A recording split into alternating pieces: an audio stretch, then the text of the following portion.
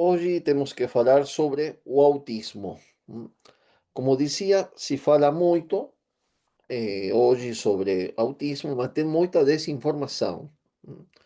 Então, hoje eu quero apresentar algumas coisas para deixar um pouco mais claras a situação, como a gente pode ajudar tanto as crianças que sofrem com o autismo, quanto também os pais e os educadores, né, que têm esse desafio de ajudar de forma direta as crianças que apresentam esse transtorno. Eu vou compartilhar aqui com vocês a minha tela para ajudar um pouquinho a minha palestra, que vocês consigam ler e acompanhar.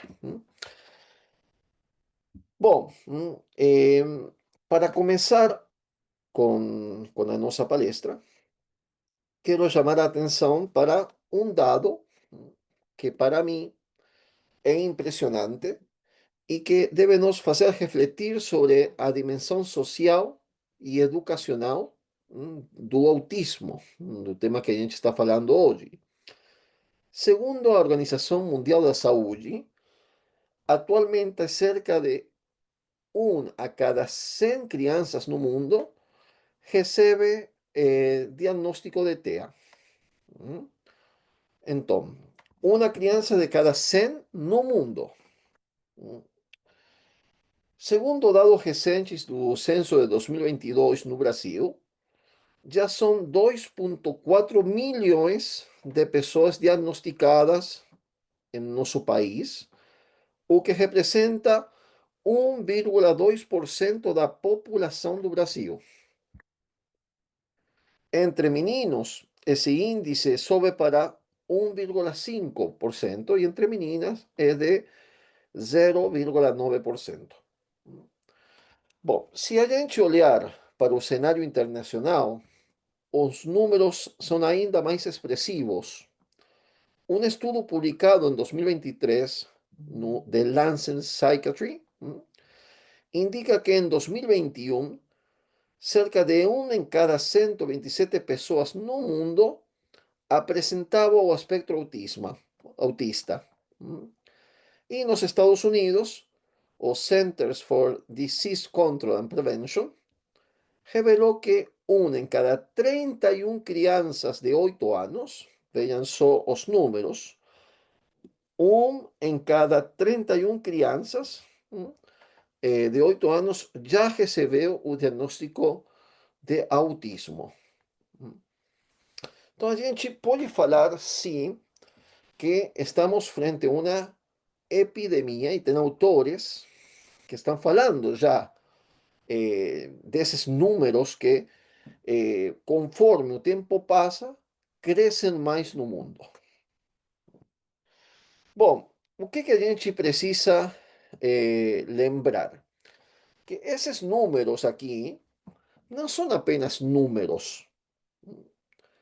Cada um é uma pessoa, uma história, uma família, e realmente existe um sofrimento por detrás. Tem que, né, no meu caso, por exemplo, como neuropsicopedagogo, eh, que tem que tratar, tem que ajudar as crianças, a gente sabe que não é unicamente a criança autista que precisa, sim, de uma ajuda concreta, específica, porque sofre por causa dessa condição, mas também a família, pai, mãe, irmãos. Então, a gente está realmente perante um desafio, eh, tanto para os pais, que são os primeiros educadores da criança, para eles entenderem que coisa é realmente o autismo, quanto para, por exemplo, a escola, que deve ajudar os pais. A escola nunca pode, vocês já sabem disso, tomar o lugar dos pais na educação da criança. São os pais os responsáveis da educação dos filhos, uma coisa de direito natural, mas a escola deve ajudar os pais nesse trabalho.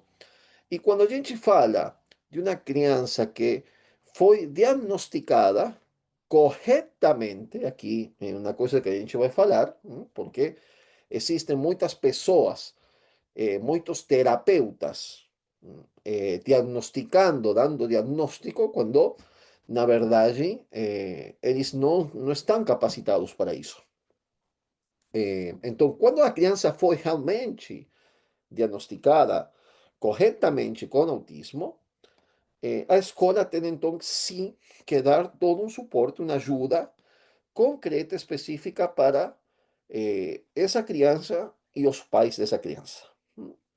Então, hoje, eu quero falar com vocês brevemente, vou tentar é um tema muito, a gente tem muito material para falar, muita coisa, mas eu quero centrar a atenção principalmente em três pontos. Se a gente tem mais tempo, um pouquinho mais de tempo no final, talvez eu vou desenvolver mais algum deles. Mas a gente entender corretamente, primeiro, que coisa é realmente o autismo? Que coisa ele é? Segundo, como diagnosticar corretamente o autismo? Por que esse segundo ponto é importante? Novamente, porque tem pais, talvez, que estão escutando, ou professores, que conhecem casos de crianças, ou que tem um caso de uma criança que foi diagnosticada e que talvez foi diagnosticada de um jeito errado, porque realmente a gente faz um bem enorme quando a gente dá um diagnóstico correto, no caso de autismo, porque conseguimos sim trabalhar de forma específica naquilo e ajudar aquela pessoa, né, a conseguir levar uma vida que seja realmente mais leve, apesar do transtorno que ela apresenta no desenvolvimento. Mas quando se dá um diagnóstico errado, então se fala que uma criança tem autismo, quando em verdade é outra coisa, também a gente faz um dano enorme. Por quê? Porque a gente coloca uma série de medidas que não são orientadas realmente para aquilo que realmente a criança precisa. Então, é bem importante entender como se diagnostica corretamente, não para vocês diagnosticar, não é essa a minha intenção, mas é para entender se você receber um diagnóstico, se foi feito do jeito correto, como deve ser feito. E, finalmente, quem deve diagnosticar, quem é que faz isso, e como a gente consegue entender os sinais de alarma. No caso de criancinhas pequenas, é super importante. Muito bem. O que a gente vai apresentar, então, é um panorama clínico e científico, mas também prático ao mesmo tempo, sobre o autismo. Vamos lá. Então, o que é o autismo? E a primeira coisa que a gente tem que falar, eu tenho aqui nesse artigo que eu fiz, eu desenvolvi o histórico, como foi que se chegou, né, a conhecer o autismo, não interessa para a gente, por isso que está nessa letra minorzinha, mas o que a gente precisa entender é que eh, o autismo tem uma natureza neurobiológica, neurobiológica. En otras palabras, no es un problema, o verdadeiro autismo, um problema de educação. Muitas vezes existem pessoas, simplesmente, que acham que tudo seja talvez um problema de educação. A educação é muito importante, ela realmente é essencial para o bem da criança, só que quando a gente fala em autismo verdadeiro, correto, o real, não é problema de educação. A falta de educação pode sim causar una, eh, un autismo que sea en un grado pior.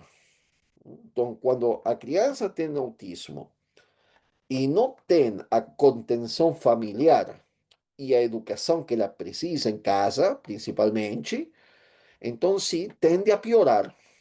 O diagnóstico é pior, tá? Mas não é a falta de educação que causa do autismo. Esse é o ponto que eu quero fazer aqui. Então, isso é muito importante a gente entender.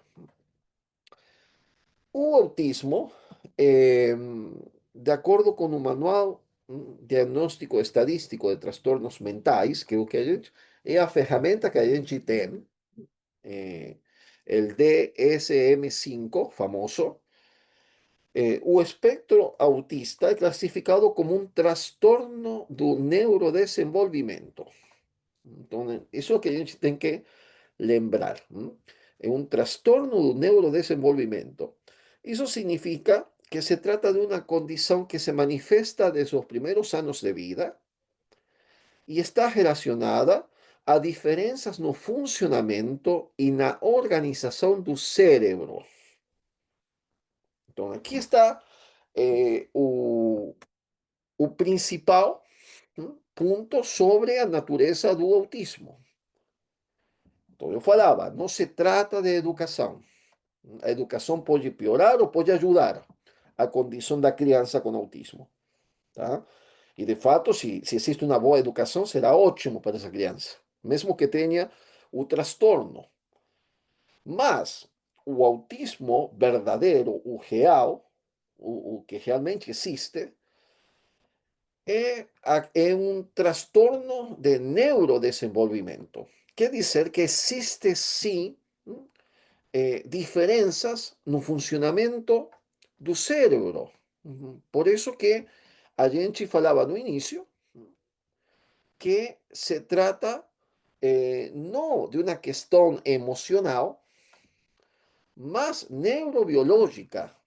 O cérebro ele está, inclusive, a vezes estruturado de uma forma um pouco diferente. Bom, como que a gente pode caracterizar o TEA, o transtorno espectro autista? Como que a gente pode caracterizar de forma simples, para entender melhor que coisa é? São duas coisas principais que a gente tem eh, que ver, que são os dois grandes sintomas nas crianças. O primeiro déficit persistentes, isso aqui é muito importante, persistentes na comunicação social e na interação social. Então, quando se apresenta de forma persistente, constante, esses déficits, seja na comunicação social, na fala, ou, ou na linguagem corporal, que a gente também se comunica. Quando falo linguagem corporal, para vocês entenderem, estou falando mais como, professor, uma criancinha, bebê, por exemplo, como é que a gente vê isso? Bom, linguagem corporal se dá, por exemplo, quando é natural que a criança, bebê, eh, com poucos meses de vida, ele olhe para os olhos da mãe. Enquanto a mãe o alimenta, por exemplo, então é bem comum que o bebê olhe para a mãe, olhe para o rosto da mãe, e à medida que vai se desenvolvendo, com o passar dos meses, ele vai olhando, né, para as coisas que chamam a atenção dele. Pessoa que fala, que o chama, né? Ele ri, com algumas pessoas, esse sorriso que a gente chama de sorriso social, da criancinha. Bom, em uma criança que tem um déficit, isso não está presente. Então, pode ser, de fato, a gente vai ver que é um dos sinais. Não quer dizer que seja ainda, mas é ou pode ser um sinal. Então, Cuando esos déficits de comunicación social, a eso que quiero, eso que quiere decir comunicación social, ¿m? No existe como una especie de contacto até con la propia mãe. ¿M? Bom, esses déficits se manifestam então como com dificuldades, na medida que a criança vai crescendo, dificuldades em compreender e usar a linguagem verbal e não verbal, como esse olhar, por exemplo, para quem fala, interpretar expressões faciais. Então, uma criança que tem dificuldades em interpretar, por exemplo, eh, quando o pai tenta de fazer rir a criança, fazendo aí gracinha, por exemplo, com a cara, com as mãos, e, e não logra se comunicar com aquela criança. Então, a gente está, sim, perante um déficit. Eh, no caso de crianças que são já um pouquinho mais desenvolvidas, se manifesta com a dificuldade de essa criança seguir as regras sociais que são implícitas. Por exemplo, você não pode interromper alguém quando está falando, a professora ou o seu pai falando com outra pessoa de forma persistente. Isso aí é uma coisa implícita, entendeu? Bom, então, existe então o primeiro grupo de sintomas tem a ver com essa comunicação e interação social. Primer grande grupo de sintomas. O segundo grande grupo de sintomas que caracteriza o autismo são padrões restritivos e repetitivos de comportamento, de interesses ou atividades. São como fixações que a criança tem, que podem incluir movimentos repetitivos. Então, a criança está desconexa da realidade, por falar assim, não tem esse contato com o que está acontecendo perto dela, e a gente observa, por exemplo, em muitos autistas, aquilo que é bem próprio, muitas vezes, que se relaciona diretamente, que são os movimentos repetitivos, né? Se podem ficar fazendo aquilo durante um tempão. Então, já são sinais, né, que físicos, nesse caso, movimentos físicos, pode ser isso, pode ser outro tipo de coisas, né? Esse é o mais comum. Eh, como também, por exemplo, a criança que tem um apego intenso a rotinas. Você muda um pouquinho a rotina da criança e a criança parece totalmente perdida. ¿M? Bom, na medida que a criança vai crescendo, esses padrões repetitivos de comportamento, de interesse ou atividade vão se manifestando de forma diferente, como é no caso de grande desejo de fazer sempre a mesma coisa, em, como uma obsessão, vamos falar assim, por aquilo, né? Pensamentos que são obsessivos, no sentido de querer fazer aquilo, aquilo, aquilo, aquilo, estar fixo em uma ideia, ou, por exemplo, também por uma sensibilidade aumentada em comparação com o resto das crianças. Por exemplo, a gente sabe que muitos autistas, quando bebês, que é um dos sinais que a gente tem, eles têm uma sensibilidade na pele que é muito apurada. Então a criança não gosta de ficar no colo de ninguém, nem da própria mãe. E a gente acha, muitos pais acham, ah, que legal, olha, ela gosta de ficar aqui na cama sozinha, mas tem a ver com aquela sensibilidade que depois a gente descobre muitas vezes. Hum.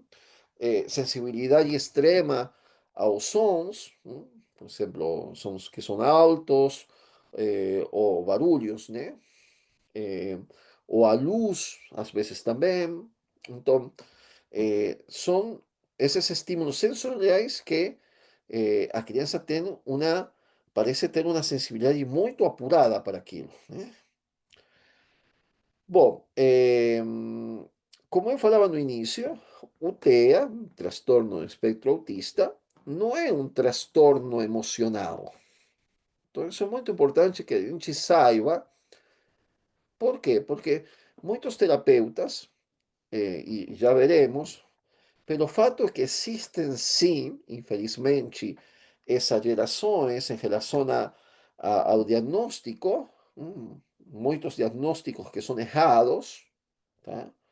Acham que, por exemplo, o autismo não existe, que é uma invenção, que é fruto de uma má educação.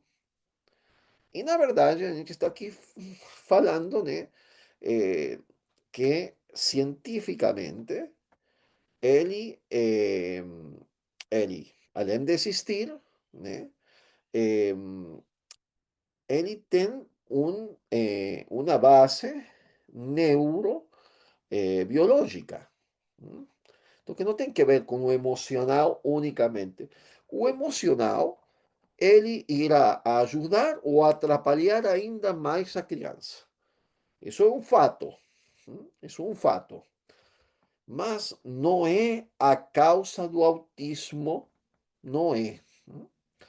As pesquisas genéticas, por exemplo, recentes, indican que o autismo tem forte base hereditária. É uma coisa muito importante para quem foi diagnosticado corretamente com autismo, saber que é possível, que tem muitas chances, porque estamos falando de um 80 ou 90% de chances que o filho tenha autismo. E isso é importantíssimo. Por quê? Porque se você está ciente dessa realidade, você pode tomar as providências eh,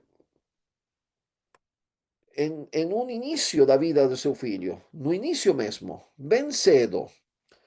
E isso tem altas probabilidades que seu filho consiga levar uma vida normal quando você faz isso. O nosso problema é que a gente diagnostica lá quando a criança tem 8 anos, 6 anos, ou às vezes mais. Então a gente perdeu um tempo que é precioso para poder ajudar essa criança.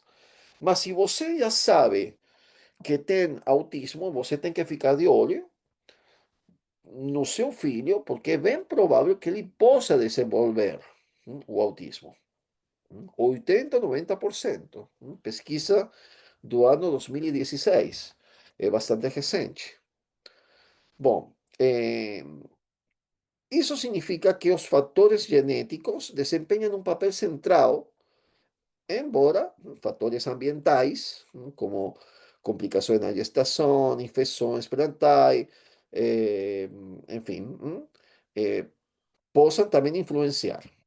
Eh, então, não se trata de negar a existência do autismo, porque existem pessoas que sofrem, existem crianças que sofrem eh, com esse transtorno, e nós podemos aliviar e ajudar essas crianças.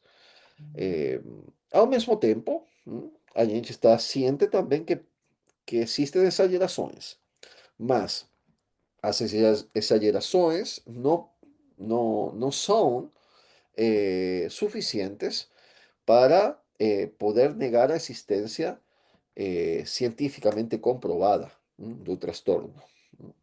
Bem, falamos então que o autismo é neurobiológico, quer dizer que está relacionado a diferenças estruturais e funcionais do cérebro. Tá? Então, isso não é uma coisa dada pela educação, inicialmente. Estudos de neuroimagem mostram alterações na conectividade entre regiões cerebrais, especialmente em áreas ligadas à comunicação social, à linguagem e ao processamento sensorial. Bom, Entendamos entonces que o autismo, para acabar ya con o primeiro ponto sobre a natureza do autismo, que realmente é uma condição de desenvolvimento neurológico. Isso é o autismo. Que acompanha as pessoas ao longo da vida com manifestações que são variáveis, muito variáveis. eh, por isso que agora, hoje, se utiliza eh, o termo espectro, embora muitos profissionais critiquem isso. A gente tem que falar isso também. Por quê? Porque eh, no último, na publicação do DSM-5, começou a ser chamado de espectro autista, colocando, aumentando, por falar assim, eh, vamos a, eh, aumentando as características que podem entrar e ser consideradas como autismo. E tem muitos profissionais psiquiatras, principalmente psiquiatras infantis, que criticam isso, porque fazem que o diagnóstico facilmente possa errar. É uma opinião de vários profissionais. Mas é o que a gente tem hoje, hum, eh, e o que a gente deve utilizar, não, para poder ajudar essas crianças. Bom, como se faz? Vamos no ponto 3, um ponto muito importante. Como se faz o diagnóstico correto? hum, E quais são os critérios do DSM-5? Também aqui iremos falar já do autismo virtual e do estresse tóxico, mas isso como, eh, vamos ver se temos tempo, né? Porque é um tema que é realmente eh, difícil de tratar em pouco tempo, para evitar maus entendidos. Bom, como se faz o diagnóstico correto do autismo? Segundo o DSM-5, para que possamos afirmar que uma pessoa apresenta TEA, todos os critérios, vean só, todos os critérios a seguir devem ser considerados. Quais são esses critérios? Bom, são 5 critérios que têm, a sua vez, uma subdivisão. Primeiro, A. Déficits persistentes na comunicação social e na interação social em múltiplos contextos. Então, o déficit na parte social, tanto de comunicação quanto de interação social, ele não pode ser restrito unicamente, por exemplo, à escola. Então, as crianças na escola, ele sim tem aquele déficit, mas na casa com os irmãos não tem esse problema. Então, aí a gente tem que lembrar, ele deve ser considerado em múltiplos contextos. Então, por quê? Porque se a gente tem esse caso, é bem provável que o problema seja na escola e não que seja um problema da criança. Ou que seja um problema da criança, no sentido que deve superar, mas que é superável.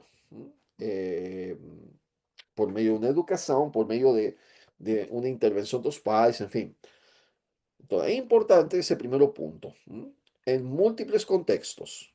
Se não está presente o déficit social em múltiplos contextos, a gente não pode falar, ao menos inicialmente, de autismo. Bom, como são manifestados, como se manifesta o déficit? Bom, déficit na reciprocidade socioemocional, que quer dizer dificuldade de iniciar ou responder a interações sociais, pouca troca de experiências emocionais ou interesses. Isso é importante entender. Não é que a criança é tímida,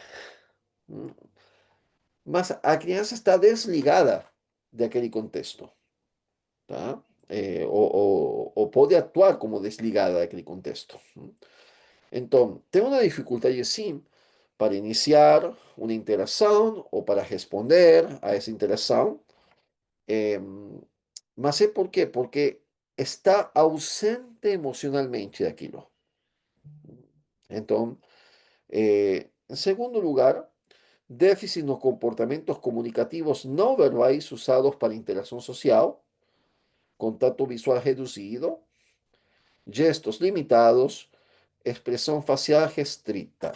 Entonces, ven, tenemos varias cosas específicas para ser consideradas. Déficit, finalmente, déficit en desenvolver, mantener y comprender relacionamientos, dificultades para hacer amigos, falta de interés en pares, en otras crianças, comportamento inadecuado a contexto social, nuevamente, ¿por qué? No es por mala educación, mas porque la criança está ausente, no está lá emocionalmente presente. Entonces, ese es un punto cuando falamos dos déficits sociais. Isso tem que estar presente en diferentes contextos. En segundo lugar, o DMS5 nos fala de padrões restritos y repetitivos de comportamento, intereses o actividades manifestado por pelo menos dois dos seguintes: movimentos, uso de objetos o fala estereotipado repetitivos, como é balançar, alinhar objetos, etc. Insistencia en mesmice, adhesión inflexible a rutinas o padrões ritualizados de comportamento verbal o no verbal. Entonces, eh, a criança funciona como se fosse um ritual, sempre a mesma coisa. E isso é importante observar, porque de fato se estabelece como se fosse um ritual. Um ritual é aquilo que se repete sempre. Por exemplo, eh, poderia ser, para vocês entenderem, como quando eu falo de ritual, o que a gente faz, sempre acorda à mesma hora, sai da cama do mesmo jeito, faz a primeira coisa, sempre aquilo, e quando esse ritual se interrompe por um motivo alheio à pessoa, aquilo produz um estresse enorme. Então, é isso aí que é o chamado de alerta. Intereses fixos e intensos, anormais em foco ou intensidade, então, tem um hiperfoco em uma atividade, tanto que está totalmente esquecida do resto.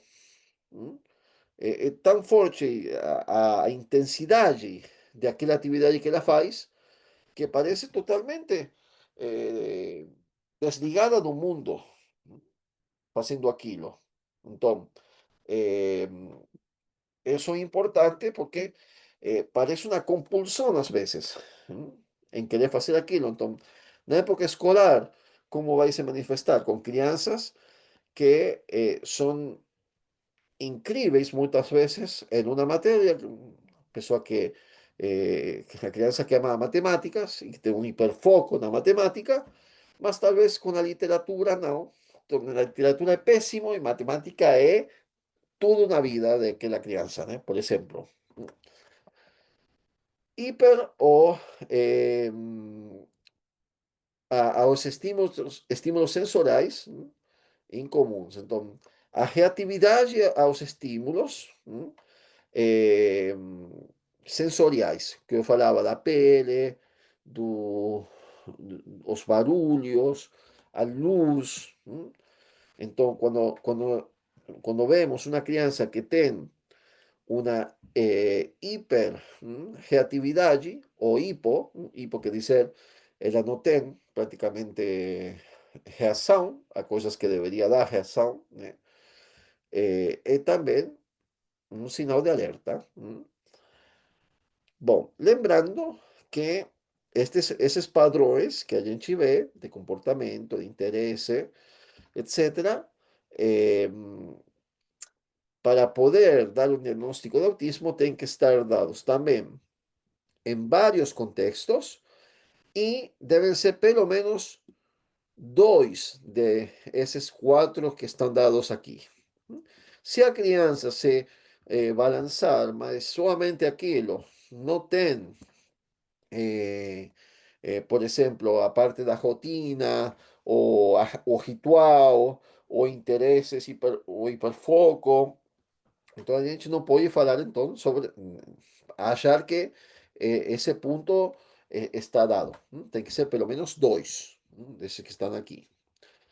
Bom, em terceiro lugar, os sintomas devem estar presentes desde o início do desenvolvimento, isso é muito importante, desde que a criança é um bebê, hum, embora possa não se manifestar totalmente até que as demandas sociais superem as capacidades limitadas. Então, eh, se a criança, por exemplo, falava e com 5 anos deixa de falar, deixa de se comunicar, não tem interação social, aí a gente não pode achar que é autismo. A gente tem que pensar em outras coisas, às vezes piores, como pode ser um abuso, por exemplo. Então, eh, então a gente tem que lembrar, elas devem estar presentes desde o desenvolvimento. Por quê? Porque elas não são frutos de má educação, novamente eu falo, tá? Elas não são fruto disso. Elas podem piorar com uma má educação, uma má estrutura familiar, com certeza, mas elas não são causadas inicialmente por aquilo. Os sintomas, nos dice el DMS-5, deben causar prejuízo clínicamente significativo no funcionamento social. Se uma criança que tem algumas dificuldades, mas consigue levar uma vida na escola, com amigos, socialmente ok, então a gente não pode pensar, como fala, por exemplo, Messi tem autismo, Messi tem eh, tem um éxito, tem uma família, tem um êxito profissional que é difícil ver, pensar que tenha atrapalhado a vida dele, o autismo. Então, eu não sei que tão certo é aquilo que ele foi diagnosticado com autismo, enfim, não? Mas uma das coisas que a gente leva em conta para diagnosticar é se aquilo atrapalha, não? Significativamente, não se a criança precisa de um esforço para, para superar aquilo. Isso é normal e isso a gente consegue com uma boa educação resolver, mas se é uma coisa significativa, entendeu? Ela não consegue ir para a escola por quê? Por causa do barulho da escola. Não, então aí, evidentemente, aí a gente está atrapalhando de forma significativa a vida da criança, entendeu? Não porque ela não gosta, mas porque ela não consegue estar lá. O barulho é tão intenso para ela que não consegue estar. Por exemplo, um exemplo aí. Bom, e finalmente, eh, não podem ser explicados esses sintomas mais adequadamente por deficiência intelectual, como pode acontecer com muitas crianças que hoje são diagnosticadas eh, hum, com o transtorno autista, na verdade, têm deficiência intelectual, hum, ou têm um atraso no desenvolvimento, mas não é autismo, é outra coisa. A gente, então, sendo outra coisa, a gente tem que dar o tratamento de acordo àquilo que é.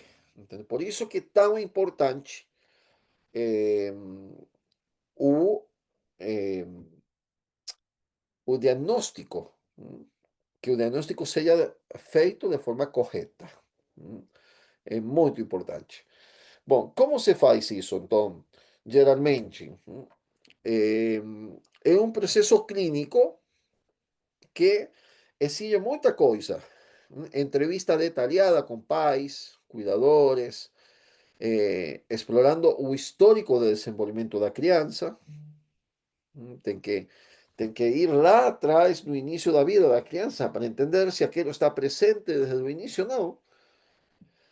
Observação direta da criança em múltiplos contextos, instrumentos padronizados que hoje existem, que são diretamente para isso, o A2, equipe multidisciplinar, que pode incluir o pediatra do desenvolvimento, o neuropediatra, o psiquiatra, que son aquellos que realmente eh, diagnostican. ¿Mm? Y otros que ayudan aquilo, como eu fonoaudiólogo.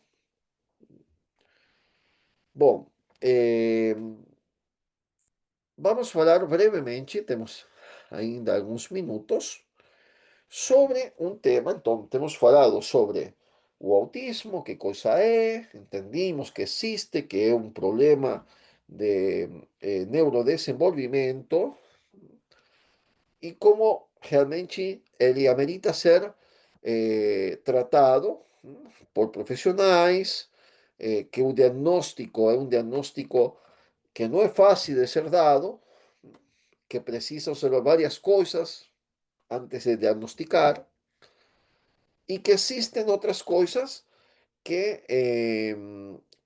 podem muitas vezes se misturar no diagnóstico.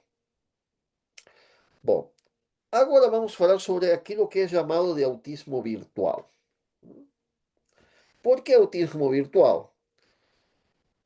Autismo virtual porque ele não é propriamente um autismo. Esse é o motivo. Então, a gente já deixou a parte da natureza do autismo como um transtorno de neurodesenvolvimento. Mas existe uma coisa que é muito similar ao autismo, tanto que é chamado de autismo virtual, só que ele não é.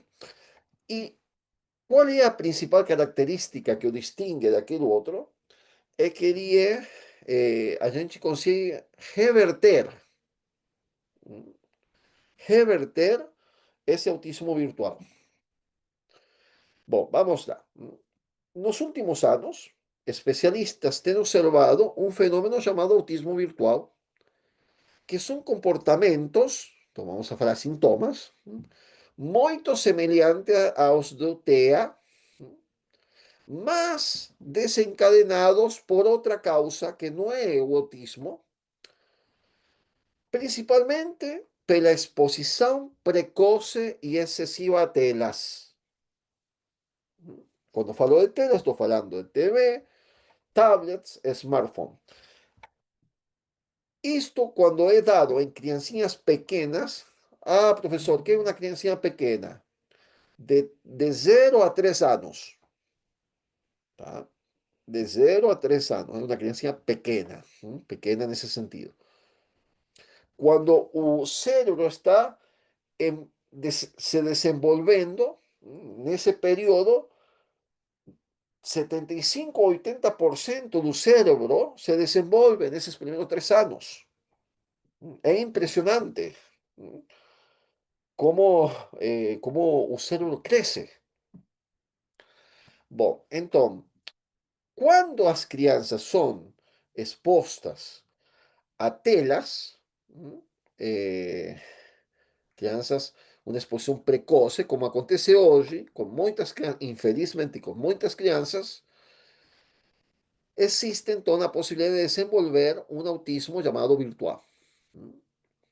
Pesquisas como a Japan Environment and Children's Study, então vocês veem, eu não estou inventando negócio, tá? Existe, com mais de 84 mil crianças, mostraram que meninos expostos por mais tempo às telas, aos 12 meses, tinham maior risco de receber diagnóstico de TEA aos 3 anos.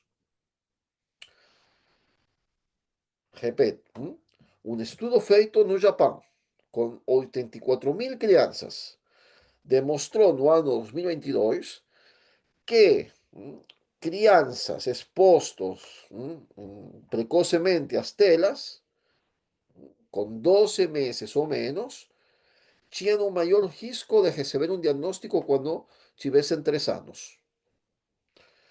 Outro estudo, no JAMA Network Open 2023, vocês veem que é tudo recente, encontrou associação significativa entre tempo de tela e atrasos socioemocionais, que muitas vezes são diagnosticados como TEA.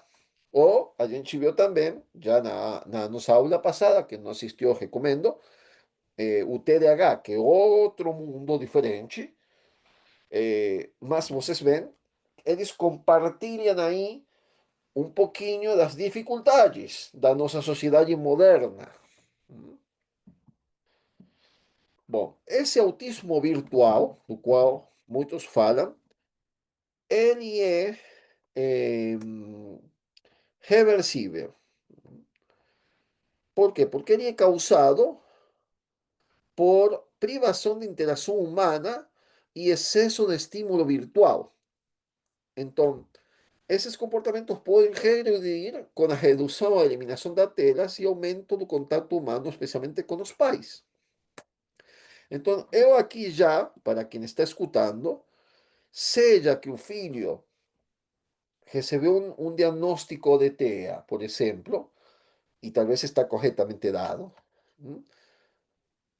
ou não, não interessa, já deve ser tirada as telas dessas crianças.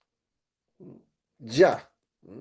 Ah, mas o que que a gente faz? A gente tem que dar um jeito, né, de estar mais presente, de estar envolvido na vida do filho emocionalmente.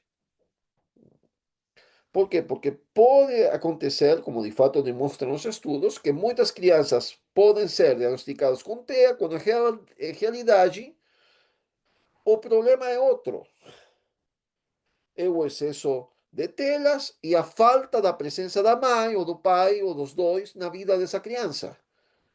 Professor, mas como que a gente faz? A gente tem que trabalhar e fazer. Eu não estou julgando o fato que a gente tem que fazer tanta coisa. Estou falando simplesmente que às vezes as crianças acabam sofrendo as decisões dos adultos e são elas que acabam pagando a conta.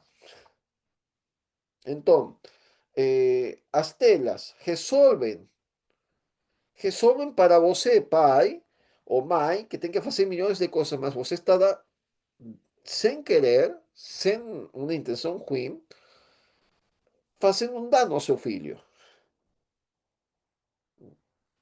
Quando o diagnóstico de TEA é correto e os pais ou as escolas colocam essas criancinhas perante uma tela muito tempo, aquilo se agrava muito mais.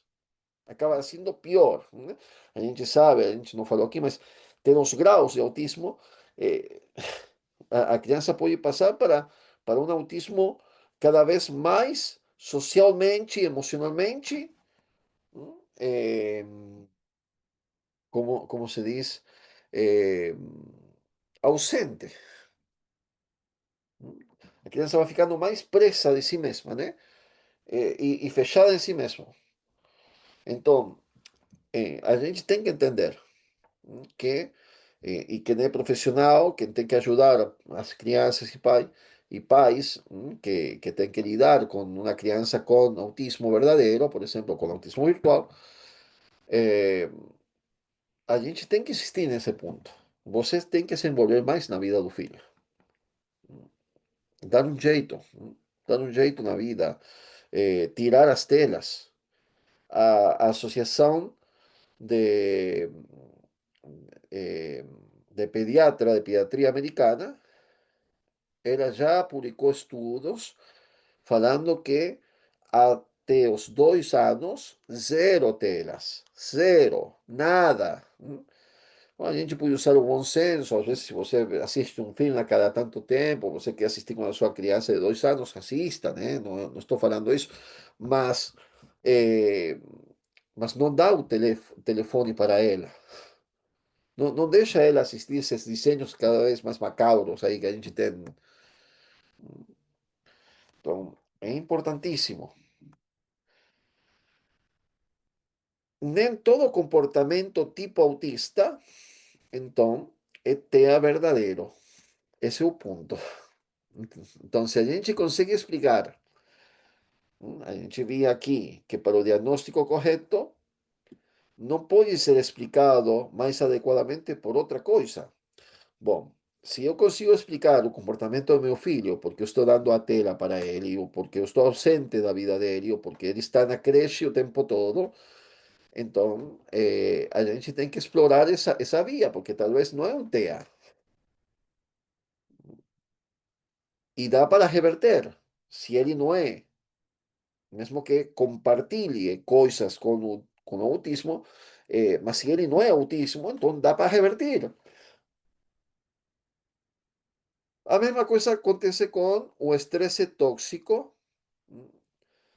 São aquelas crianças pequenas, de 0 a 3 anos, que por falta de interação, ou seja, ou também por contato com as telas, que também aumenta o cortisol, ou porque não tem interação com a mãe, com o pai, não tem essa conexão, desenvolve então coisas que são bem similares, atrasos, por exemplo, na linguagem, dificuldade de atenção, irritabilidade, que são coisas às vezes muito similares ao TEA. Bom,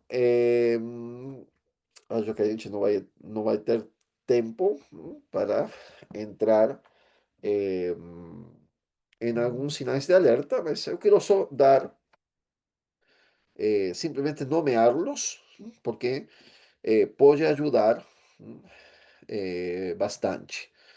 Dos 18 aos 36 meses, uma criança que não se interessa por outras crianças, absolutamente, que não usa brincadeiras simbólicas. Que são as brincadeiras simbólicas? Estar imaginando, sabe? Quando o seu filho imagina que está falando com alguém, bebendo chá, entende? Esse tipo de coisas. Eh, bom, a criança não tem isso. Brinca de forma poco imaginativa, repetitiva o ritualística. Atenção. No usa o dedo indicador para apontar, para indicar interés en algo o una cosa que la quer.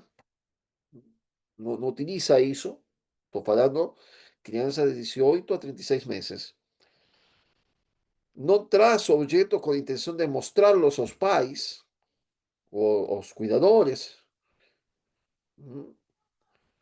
Parece no querer compartir actividades. Tende a no olhar nos olhos. Cuando olha, su olhar tiende a ser curto y lateral, breve. Às vezes parece surdo, às vezes sensível a certos sons, apresenta movimentos extraños, como balançar, são sinais de atenção. Não quer dizer que meu filho tem autismo, não. São sinais de atenção. E a gente aí tem que, então, entrar e ver se realmente é ou não é aquilo. Quanto antes a gente descobre, melhor é. De 3 a 5 anos, como se manifesta. Responde raramente aos llamados dos pais ou dos adultos. Tem dificuldades para entender as mensagens por meio da fala. Tem dificuldade para entender realmente. Começa a falar com atraso e não demonstra interesse em se comunicar de formas alternativas, como é, por exemplo, sinalando, enfim. Dificuldades para resolver problemas adequados à idade. Não estabelece ou mantém relacionamentos que sigam a atenção ou a ação conjunta. Então, por exemplo, uma brincadeira com outro, não faz. Prestam pouco atenção ao que as outras pessoas estão fazendo. Certos estímulos são intoleráveis para elas. Usa objetos de forma funcional, sem desenvolver jogos simbólicos, novamente, não tem aquela imaginação da criança que haja que é Karate Kid, por exemplo, com 4 anos, o Jean-Claude Van Damme, como a gente pensava, né, quando era criancinha, com os amigos. Eh, então falta aquela parte imaginativa. Dificuldade para focar a atenção, ou demonstra grande inquietação. Então, como se traduz isso? Em preambulações sem sentido, sem rumo. E apresenta comportamentos bizarros, eh, como é balançar, bater as mãos, enfim. Eh, Falando sempre que se trata de coisas que são significativas, tá? São significativas, são intensas, tanto que chamam a atenção. Se ela faz a cada tanto, não é. Bom, são coisas que podem ajudar, então, eh, para o diagnóstico, para detectar e ajudar essas crianças e os pais dessa criança. Então, hoje a gente vai parar por aqui. Na próxima terça-feira, já estão convidados, a gente vai falar como a escola, hum, como a escola tem que ajudar os pais nessa parte. Como realmente, o que que a gente tem que fazer na escola para ajudar as crianças? Uma criança que foi diagnosticada com autismo, como faz uma escola para poder realmente ajudar e não simplesmente falar que tem aí um processo de inclusão autista, como fazem muitas escolas, simplesmente para monetizar com as crianças.